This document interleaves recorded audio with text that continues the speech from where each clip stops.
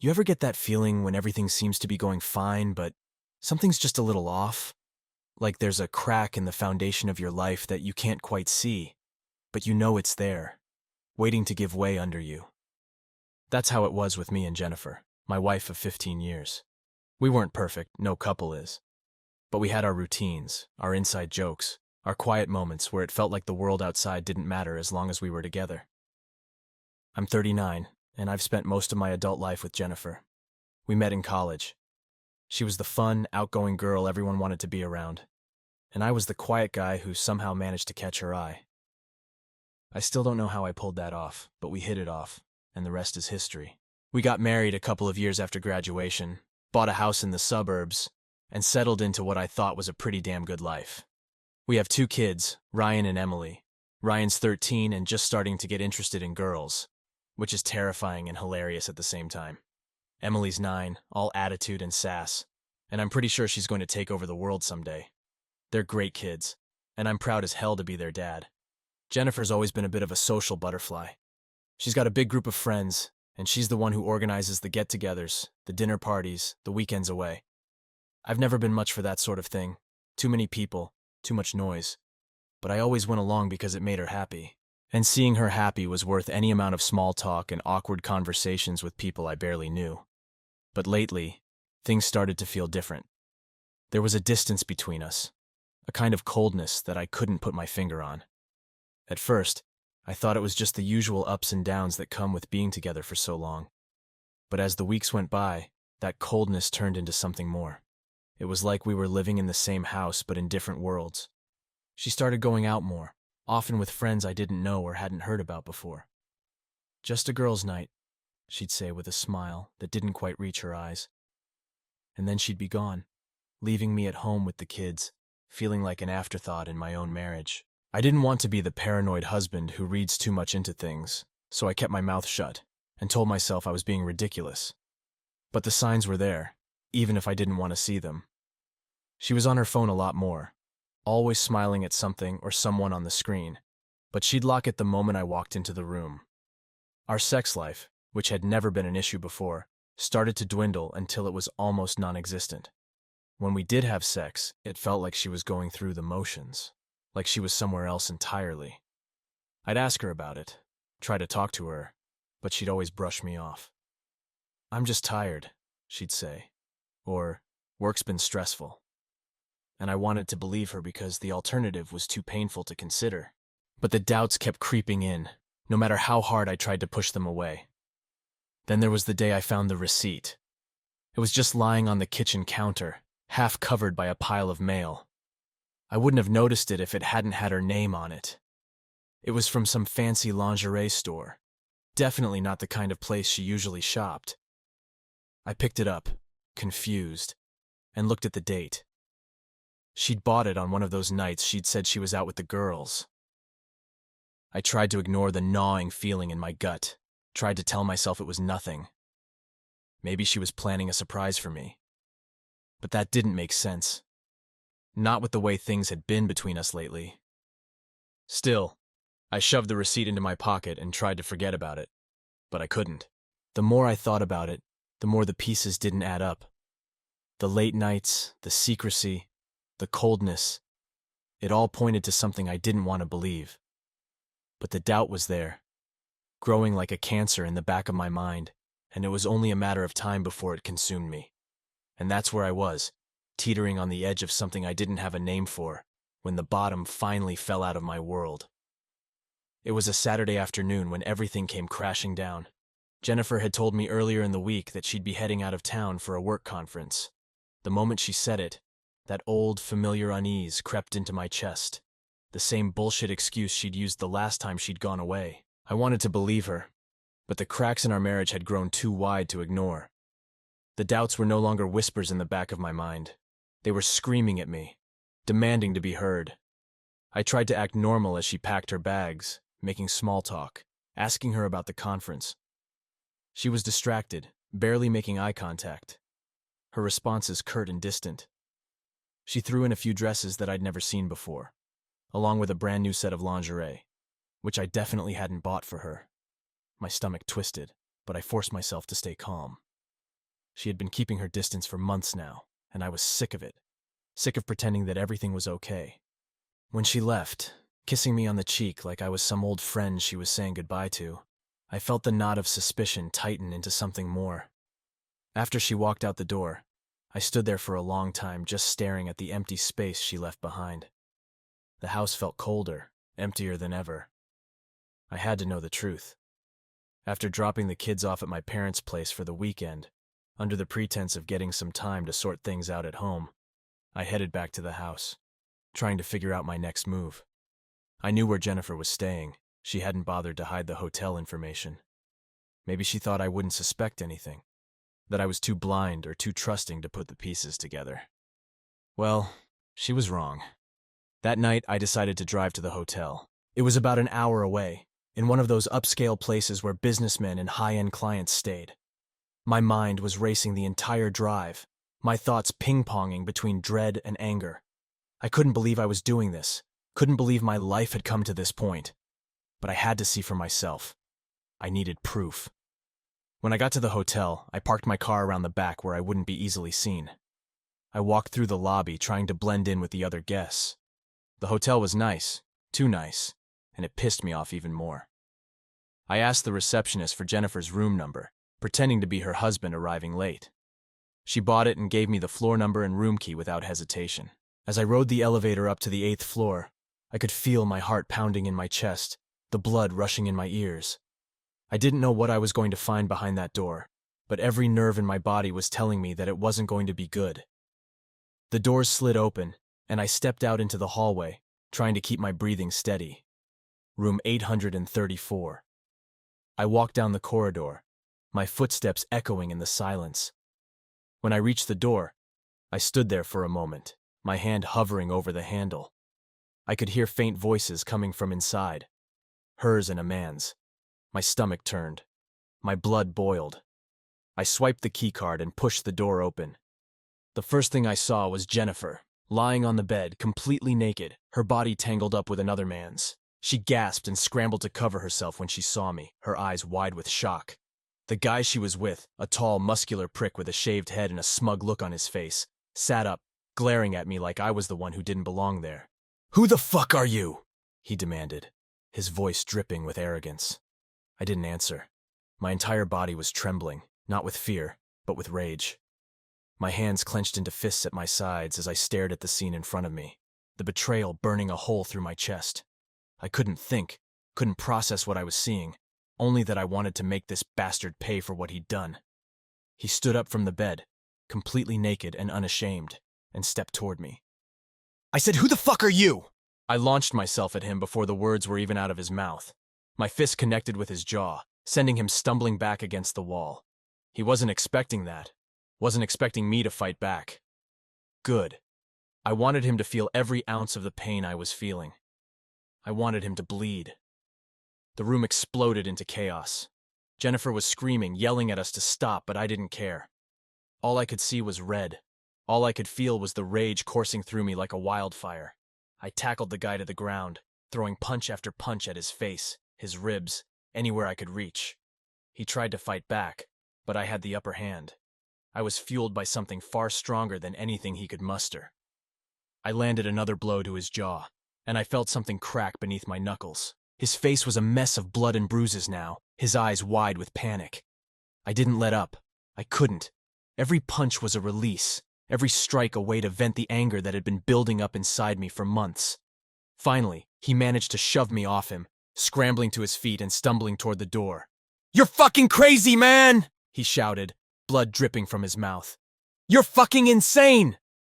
I stood up, breathing hard, my chest heaving with every breath. "Get the fuck out of here!" I snarled, my voice barely recognizable to my own ears. "If I ever see you again, I'll fucking kill you." He didn't need to be told twice. He grabbed his clothes from the floor, not even bothering to put them on, and bolted out of the room, leaving the door hanging open behind him. I watched him go, the adrenaline still pumping through my veins, my fists still clenched at my sides. Then I turned to Jennifer.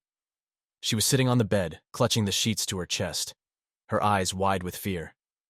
She looked so small, so pathetic, and for a moment all I felt was disgust.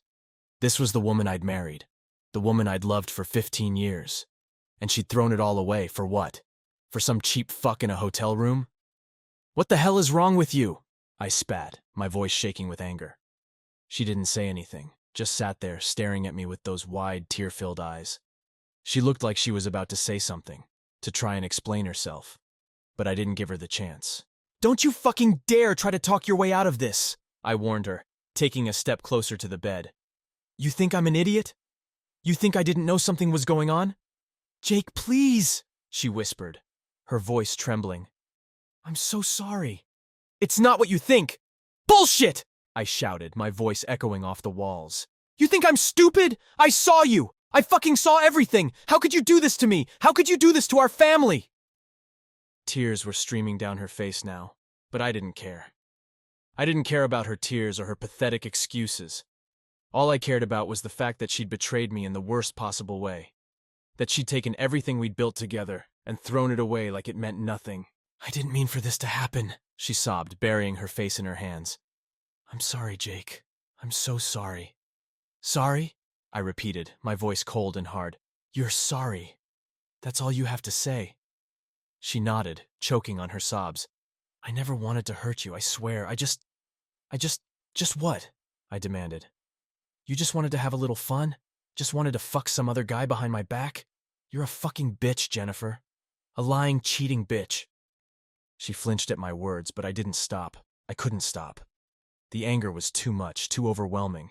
It was like a dam had broken inside me, and all the pain and betrayal and fury were flooding out, drowning everything in its path. You know what? I said, my voice trembling with barely contained rage. I'm done. I'm fucking done. You can go to hell for all I care. We're finished.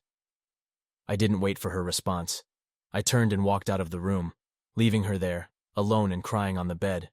As I slammed the door behind me, I felt a strange sense of calm wash over me, like I'd finally taken control of something that had been slipping through my fingers for too long. But beneath that calm, the anger was still there, simmering just below the surface. I didn't know what was going to happen next, didn't know how I was going to face the future after everything that had happened. But one thing was certain. I wasn't going to let her get away with this. Not by a long shot. The drive back home felt like I was floating outside of my own body, watching a version of myself going through the motions. Everything I'd ever believed about my marriage, about Jennifer, was shattered. The woman I had just left crying in that hotel room wasn't the Jennifer I thought I knew. She wasn't the woman I had promised to spend my life with, to love and cherish until death did us part. That woman was a stranger. By the time I walked through the door of our house, my anger had cooled to a simmering resentment. But the images of Jennifer with that guy were burned into my mind. I knew I had to face her again, to get some kind of explanation, even though I already knew it wouldn't be enough. It could never be enough. A couple of hours later, Jennifer came home. I was sitting in the living room, staring blankly at the TV, but not really seeing anything. She walked in quietly, like she was trying not to make a sound, but I heard her footsteps the moment she crossed the threshold. Jake, she said softly, her voice trembling. Can we talk? I didn't look at her. My eyes were fixed on the screen, but I wasn't really watching the football game that was playing. I didn't even know who was winning, and I didn't care. The only thing I could think about was what she had done, the betrayal that had cut me deeper than anything I'd ever experienced. She came closer, and I could feel her standing there, hovering on the edge of my vision, but I still didn't turn to look at her. Jake, please, she said again, a little louder this time. Let's just talk. Finally, I turned my head, meeting her gaze. Her eyes were red and swollen from crying, but there was something else in them, too. Fear. Good, I thought. She should be afraid. You want to talk? I asked, my voice cold. Fine, let's talk. She hesitated, wringing her hands in front of her like she didn't know what to do with them. I'm sorry, she started, her voice barely above a whisper. I never wanted to hurt you. Too late for that, I snapped, cutting her off. How long, Jennifer? How long have you been fucking that guy behind my back? She flinched at my words, her face crumpling as fresh tears spilled down her cheeks. 2 years, she whispered, her voice cracking. It's been going on for 2 years. The confession hit me like a punch to the gut. I felt the air rush out of my lungs, and for a moment I couldn't breathe. 2 years. 2 fucking years. She had been lying to me, deceiving me for 2 whole years. It wasn't just a moment of weakness, a one-time mistake. It was a calculated, deliberate betrayal that she had kept hidden from me for that long. 2 years? I repeated, my voice shaking with fury. You've been sleeping with that asshole for 2 years? While I was here, working my ass off to provide for you and the kids, you were out fucking some other guy? I'm so sorry, Jake, she sobbed, taking a step closer, but I held up my hand to stop her. Don't, I warned, my voice ice cold. Don't come any closer. She froze, her tears flowing freely now, but I didn't care. I was done feeling sorry for her, done feeling anything for her. All I wanted was the truth, no matter how much it hurt. Why? I asked, my voice breaking. Why did you do it? She shook her head, her shoulders trembling with the force of her sobs. I don't know, she cried. I was lonely. You were always working, always busy, and I needed someone. I needed to feel wanted. Her words were like a slap in the face. You needed to feel wanted, I echoed, my voice rising. And what about me, Jennifer? What about our marriage? What about our kids? Did any of that matter to you? Of course it mattered, she insisted, her voice desperate. I love you, Jake. I love you and the kids more than anything. I made a mistake. A mistake? I scoffed, shaking my head in disbelief. A mistake is something you do once and regret. This wasn't a mistake, Jennifer. This was a choice. A choice you made over and over again for 2 fucking years. She started to say something, but I cut her off. Don't you dare try to justify this to me, I snarled. You've been lying to me for 2 years. 2 years! Do you have any idea what that feels like? To know that the person you trusted most in the world has been lying to your face every single day? She collapsed onto the couch, burying her face in her hands as she cried uncontrollably. But her tears didn't move me. I was too far gone, too angry, too hurt to feel any sympathy for her. How did it start? I demanded. How did you meet him? She looked up at me, her face streaked with tears. I met him at work, she whispered. We started talking and it just happened. Bullshit, I spat. That's not how it just happens. You don't just fall into bed with someone. You made a choice, Jennifer. You chose to cheat on me, to betray our family. How could you do that? How could you do that to me, to us? I didn't mean for it to go this far, she sobbed. It started as just talking. He was there for me when you weren't. He listened to me, made me feel special, and I got carried away. I shook my head, feeling the bile rise in my throat. So what? You just decided that wasn't enough? That you needed more than just talking? Did you even think about what this would do to me? To the kids? I know I was wrong, she whispered, her voice trembling. I know I messed up, but it's over now.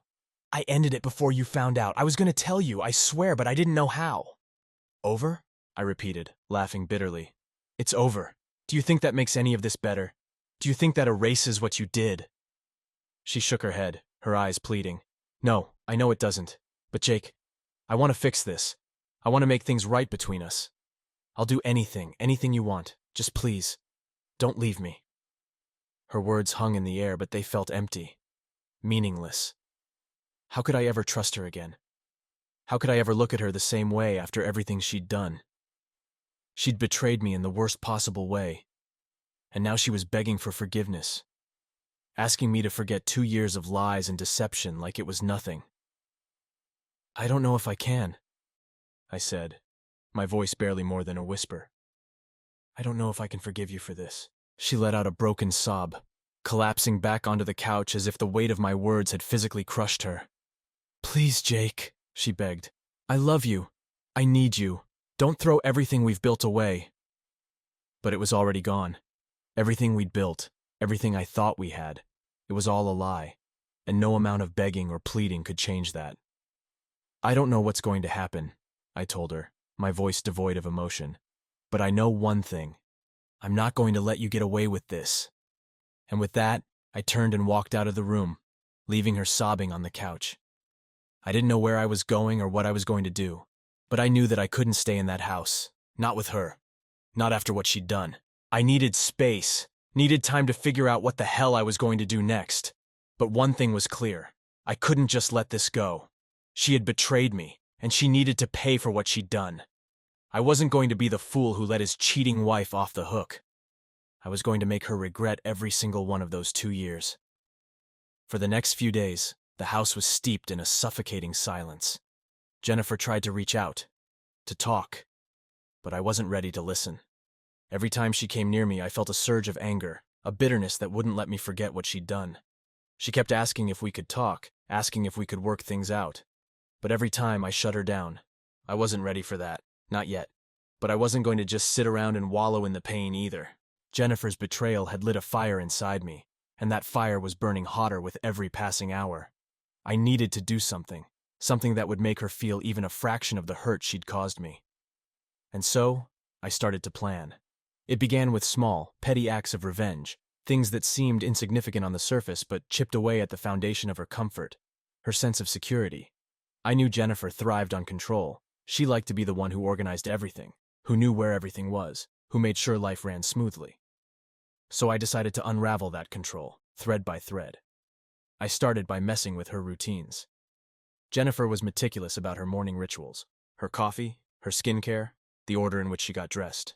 She was a creature of habit, and I knew exactly how to throw her off balance.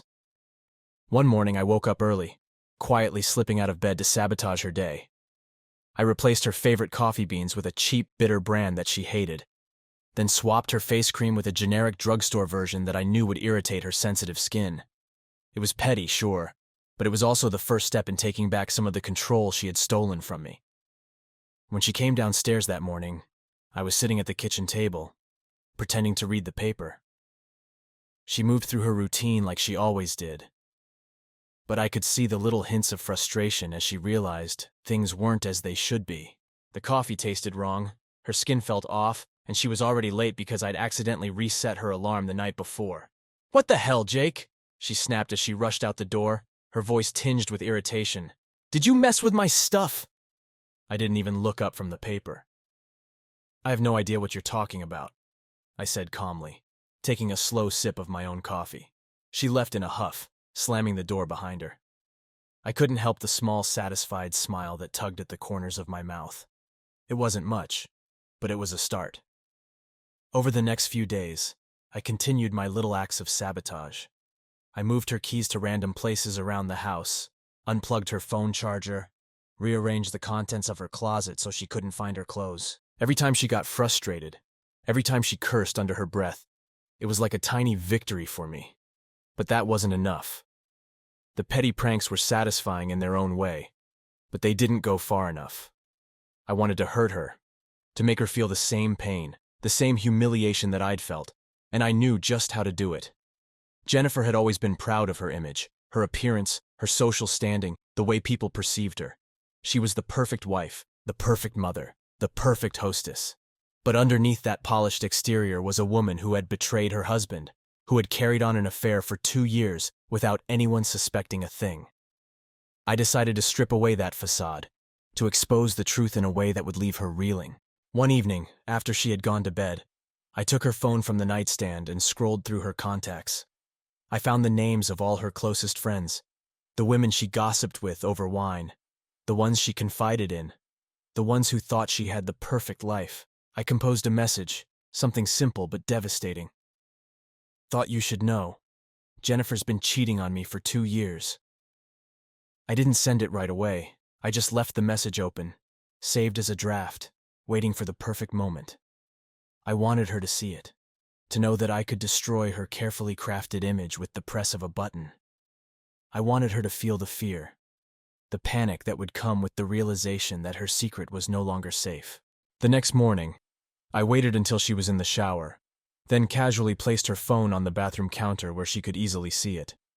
I knew she always checked her messages first thing in the morning, and I could imagine the look on her face when she saw what I'd done.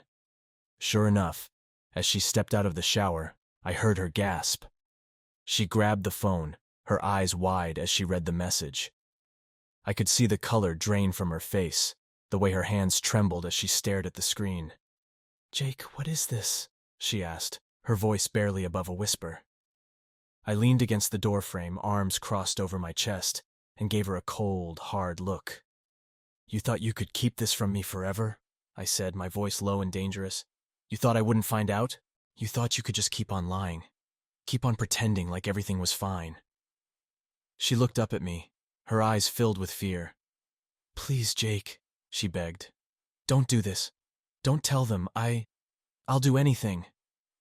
"Anything?" I echoed, raising an eyebrow. "Like what, Jennifer? Like stop fucking other men? Like stop lying to me? You've already destroyed everything and now you want to save face." "Please," she whispered, tears streaming down her cheeks. "I'll fix this, I swear. I'll do whatever it takes to make things right. Just please. Don't ruin my life." "Your life?" I repeated, my voice filled with contempt. "You think I care about your life? After what you've done?" I could see the desperation in her eyes, the way she was trying to hold on to the last shreds of her dignity. But there was no dignity left for her. Not in my eyes. "I'm not going to send the message," I said finally, after letting her squirm for what felt like an eternity. "But don't think for a second that you're off the hook. I hold all the cards now, Jennifer, and I'm not afraid to use them." She nodded, a broken sob escaping her lips as she clutched the phone to her chest like it was a lifeline. She was terrified, and I wanted her to be. I wanted her to live every day in fear that I might expose her, that I might destroy the life she'd worked so hard to build. But I wasn't done yet, not by a long shot. As the days went on, I continued to make her life hell. I knew every one of her insecurities, every one of her vulnerabilities, and I used them against her. I made sure she was constantly on edge, never knowing what I would do next. I wanted her to feel the same anxiety, the same helplessness that I had felt when I found out about her affair. When she tried to plan one of her elaborate dinner parties, I made sure to sabotage it. I called the caterer and canceled the order, made the florist deliver the wrong arrangements, even disconnected the power to the house for an hour right before her guests were supposed to arrive. When she realized what had happened, she was a wreck, frantically trying to fix everything, while I just stood back and watched. The party was a disaster, and I could see the humiliation in her eyes as her friends whispered behind her back, wondering why everything had gone so wrong. She knew it was me, of course, but she couldn't say anything. What was she going to do? Tell them that her husband was getting back at her for cheating? That would only confirm everything I wanted them to know. And every night, as we lay in bed, I would remind her of the message I'd saved on her phone, the one that could destroy her life with a single tap. She would lie there, tense and silent, knowing that at any moment I could send it and turn her world upside down. "Sleep well, Jennifer," I'd say as I turned out the light. "You never know what tomorrow might bring." I could feel her trembling beside me, could hear the way her breath hitched as she tried to hold back her tears. She was trapped, just like she'd trapped me in this nightmare of a marriage, and I wasn't going to let her forget it. But as satisfying as it was to see her suffer, it wasn't enough. I knew that no amount of petty revenge could erase what she'd done, could take away the pain of her betrayal. But it could make her regret it. It could make her understand that I wasn't someone to be taken for granted, that I wasn't going to just roll over and let her walk all over me. No. If Jennifer thought she could destroy our marriage and get away with it, she had another thing coming.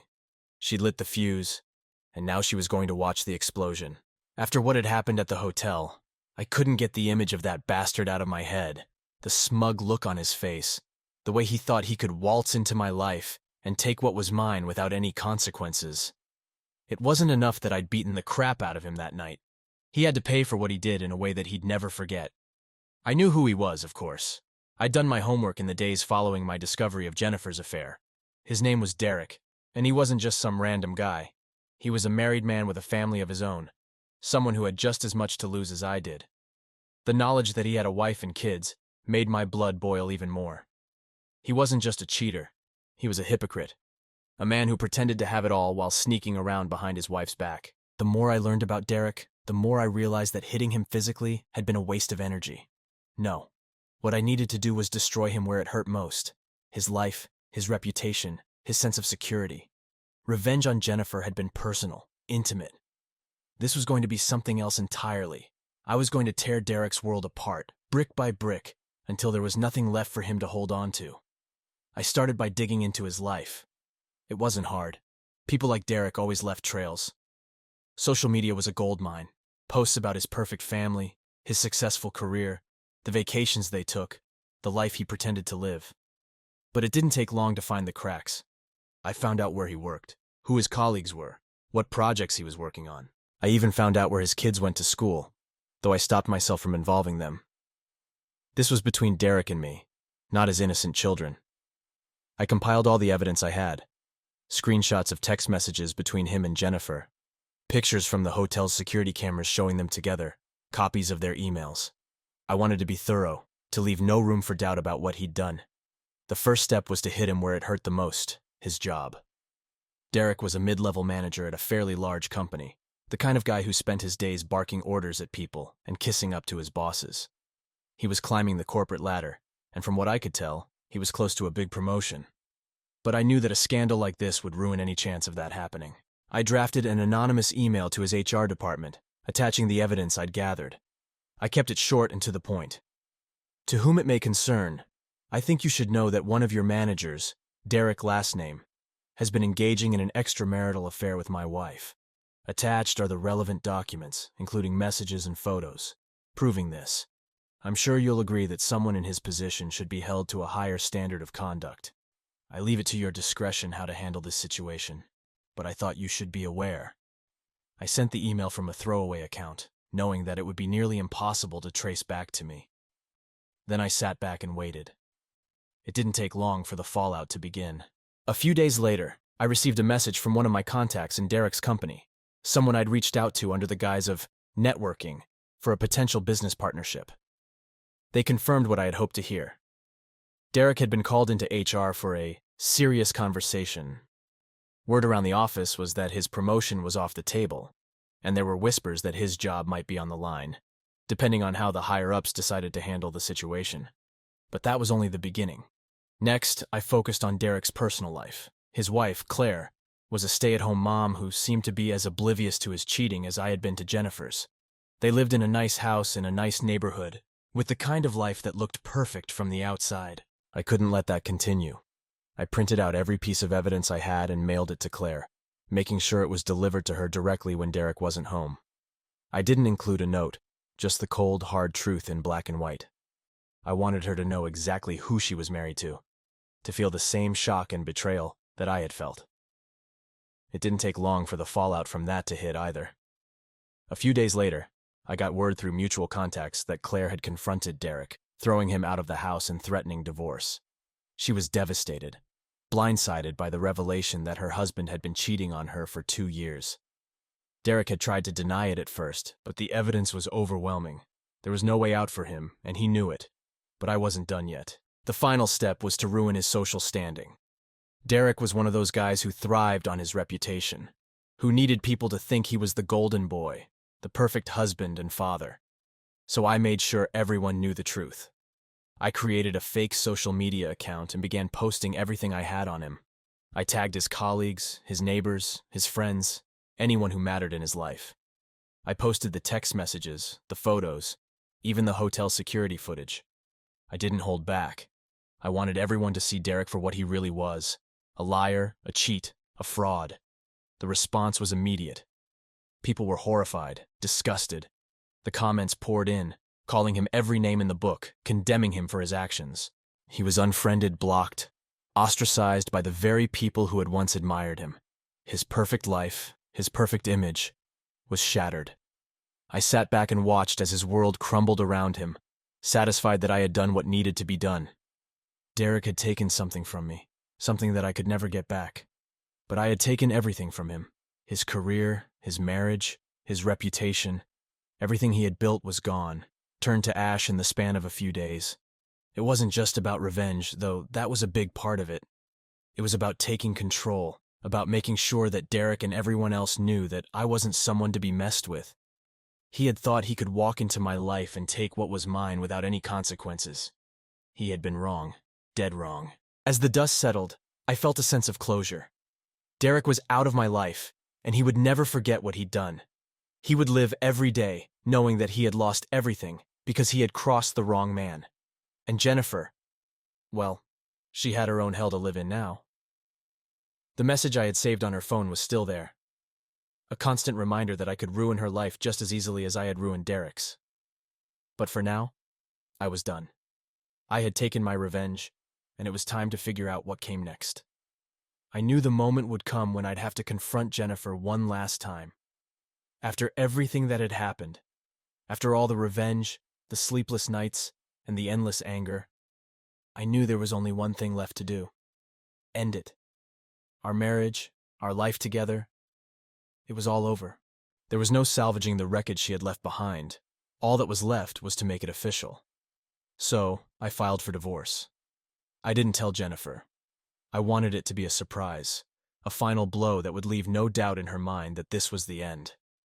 I met with a lawyer, laid out everything that had happened, and started the process. The papers were drawn up, the subpoenas prepared, and all that was left was to deliver the news. I knew exactly how I wanted to do it. I wasn't going to sit her down for a heart-to-heart, wasn't going to give her the chance to cry or beg or plead. I was done with all of that. This time, it was going to be on my terms. I arranged for the papers to be served to her at home, ensuring that she would be alone when it happened. I didn't want the kids to be there, didn't want them to witness the final unraveling of our marriage. They had already been through enough, and as much as I resented Jennifer, I didn't want to hurt them any more than necessary. That evening, I came home later than usual, knowing she'd be waiting for me.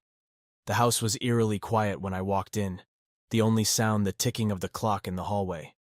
I could feel the tension in the air, a thick, suffocating weight that hung between us like a storm cloud about to burst. Jennifer was sitting at the kitchen table, the divorce papers spread out in front of her. She didn't look up when I walked in, but I could see the tear stains on her cheeks, the way her hands were trembling as she clutched the subpoena. It was clear she had been crying for a while, but I felt nothing. No sympathy, no regret, just a cold, empty detachment. "Jake," she said, her voice barely more than a whisper. "What is this?" I dropped my keys on the counter and leaned back against it, crossing my arms over my chest. "You know exactly what it is," I said calmly. "It's over, Jennifer. I'm filing for divorce." She looked up at me then, her eyes wide and filled with a mix of shock and desperation. "But why?" she stammered, as if she couldn't believe this was happening. "Why now?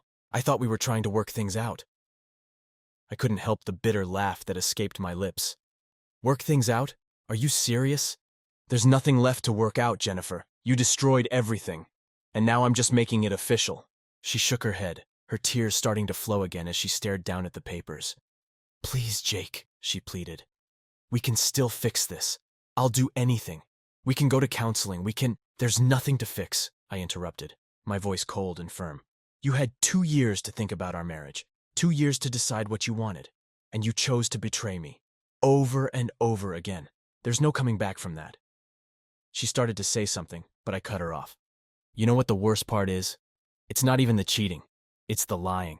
The fact that you looked me in the eyes every day for 2 years and pretended like everything was fine.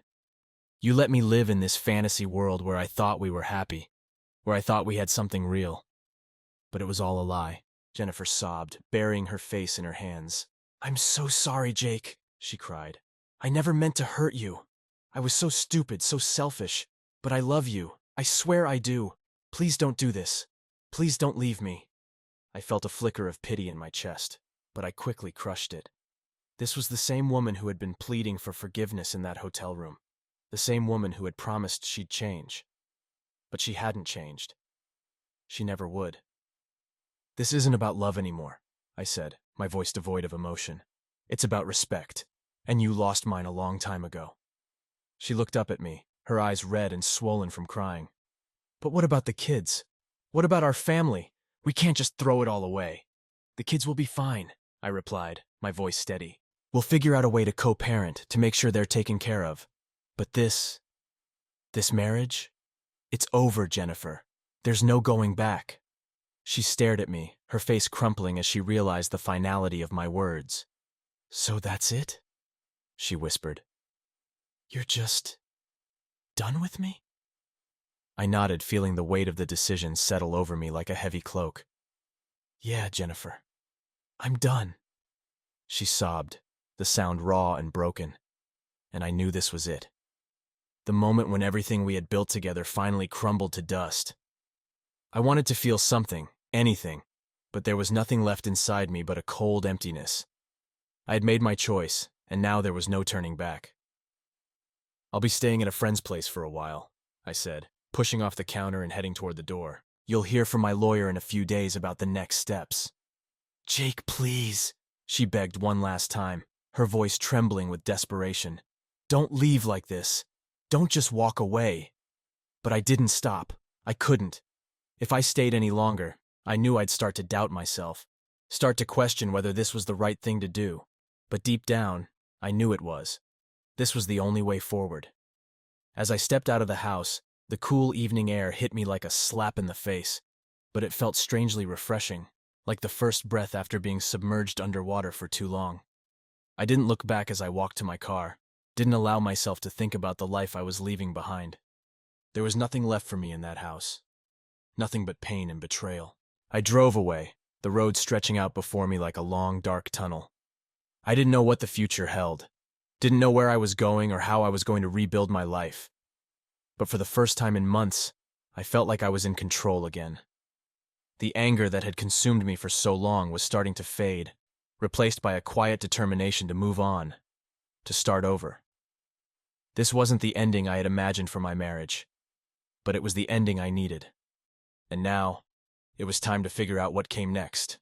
The days leading up to the court hearing were some of the most emotionally draining of my life. Despite everything that had happened, despite all the anger and bitterness, there was a small part of me that still couldn't believe it had come to this, that we were about to stand before a judge and dissolve the marriage that had once meant everything to me.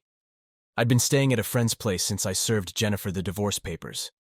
It was a small apartment, nothing fancy, but it gave me the space I needed to think, to plan, and to start piecing together what my new life might look like.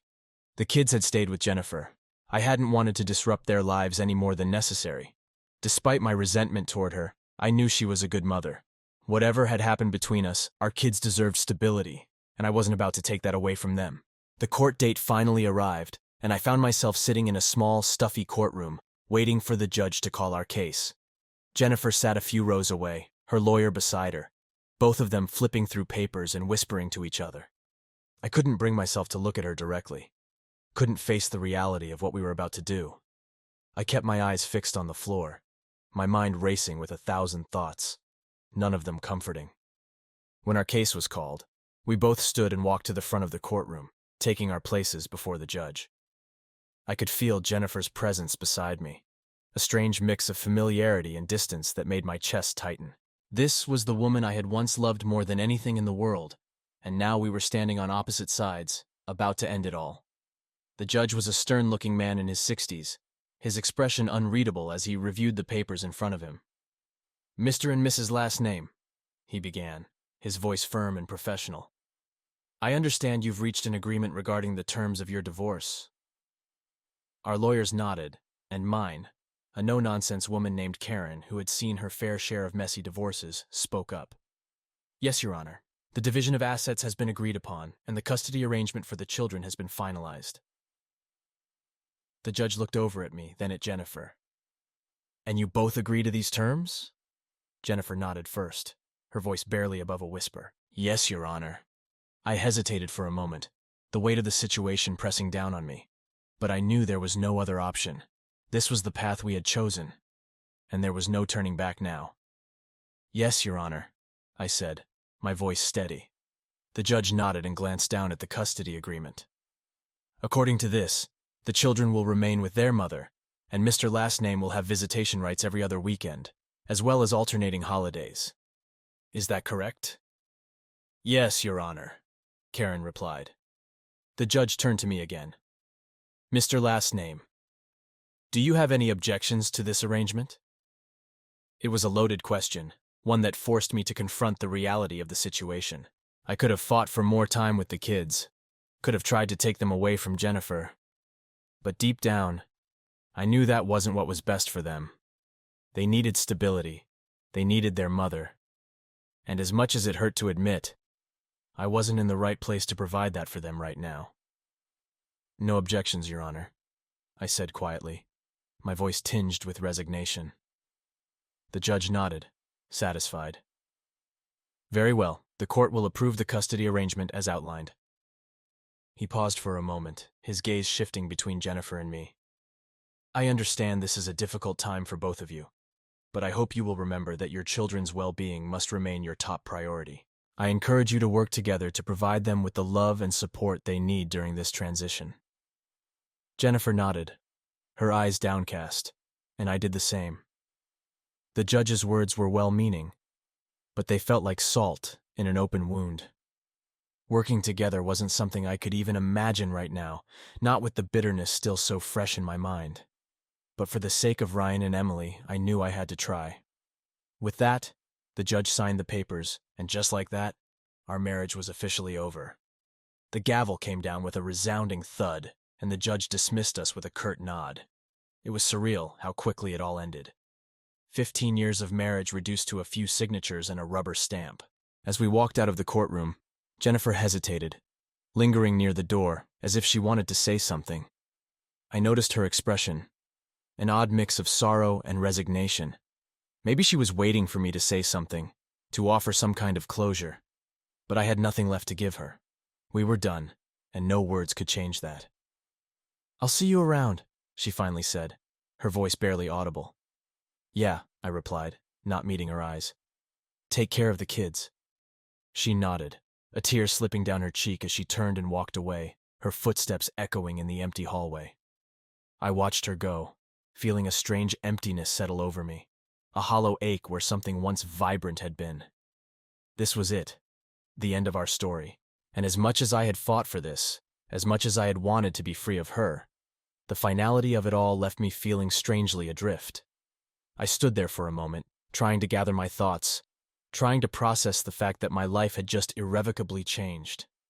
I'd imagined this moment so many times in my head, had pictured myself walking out of the courtroom with a sense of triumph, of victory.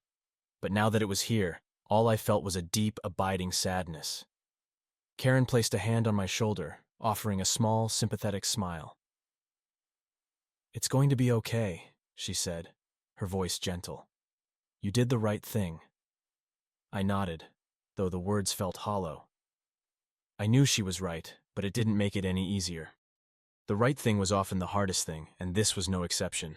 Thanks, Karen, I said, offering her a weak smile. I appreciate everything you've done.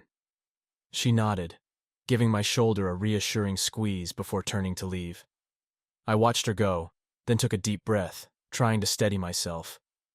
This was it, the new beginning I had been waiting for. But it didn't feel like a fresh start. It felt like a lonely, uncertain path that stretched out before me, with no clear destination in sight. I made my way out of the courthouse, my mind still reeling from the events of the day. The sun was shining brightly, a stark contrast to the storm that had been raging inside me for so long. It was a strange, almost jarring juxtaposition, as if the world was mocking me with its indifference. As I reached my car, I paused, taking one last look at the courthouse behind me. It felt like I was leaving a part of myself behind, a chapter of my life that was now closed for good. But there was no going back, no undoing what had been done. I climbed into the driver's seat, the silence of the car wrapping around me like a shroud. I knew I had to keep moving forward, had to figure out what came next. But for now, all I could do was sit there, staring at the steering wheel, trying to come to terms with the fact that the life I had known was gone forever. After what felt like an eternity, I started the engine and pulled out of the parking lot, the road ahead stretching out like a blank canvas. It was up to me to decide what to paint on it, to choose the path I wanted to take. But the weight of that responsibility felt overwhelming, almost paralyzing. I drove in silence, the miles slipping by as I tried to clear my mind, to focus on the future instead of the past.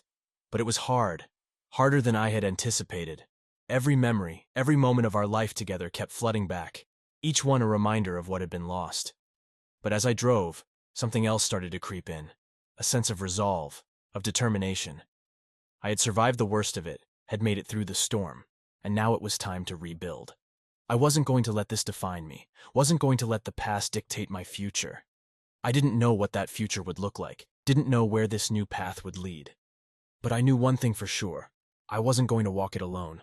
I had my kids, my friends, and even if it took time, I would find a way to piece my life back together. For now, though, all I could do was keep driving, keep moving forward. The road ahead was long, and the journey had only just begun. The first few weeks after the divorce were a blur of emotions, a whirlwind of highs and lows as I tried to navigate this new reality. It was strange, waking up in an apartment that wasn't the home I'd shared with Jennifer, drinking coffee alone at the kitchen table instead of with her and the kids. The silence was deafening at times, a constant reminder of everything that had changed. But there was also a certain peace in it, a calm after the storm. I threw myself into my work, trying to fill the void left by the collapse of my marriage. The projects that once felt mundane now became my refuge, a way to keep my mind occupied and my emotions at bay. But no matter how hard I tried to stay busy, there were still those quiet moments when the loneliness crept in, when the reality of what had happened hit me like a punch to the gut. The kids stayed with Jennifer, as agreed in court, and I visited them every other weekend. Those weekends were the highlight of my month, a chance to reconnect with Ryan and Emily, to remind myself that I was still their father, that I still had a role in their lives. We'd spend our time going to the park, playing video games, or just hanging out at my apartment, making the most of the time we had together. But it was hard, harder than I expected. Seeing the kids reminded me of the family we used to be, of the life that had been torn apart by Jennifer's betrayal. I could see the confusion in their eyes, the way they were struggling to understand why their parents were no longer together. They asked questions, sometimes direct, sometimes subtle, about why I wasn't living with them anymore, about why things had changed. I tried to answer as honestly as I could without putting too much on their young shoulders. Mom and I just need to live separately for a while, I'd tell them. But we both love you very much, and that's never going to change. It was a careful balancing act, being truthful with them while protecting them from the ugliness of what had happened. They didn't need to know all the details, didn't need to carry the burden of our mistakes. They just needed to know that we were both still there for them, no matter what.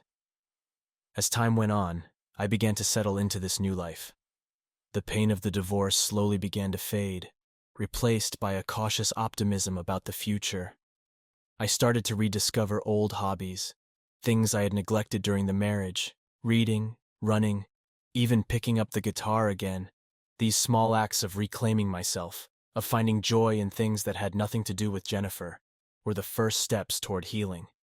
But the biggest challenge was learning how to trust again, how to open myself up to the possibility of love after such a devastating betrayal. For a long time, I wasn't sure if I could ever do it. Wasn't sure if I could let someone else into my life after what Jennifer had done.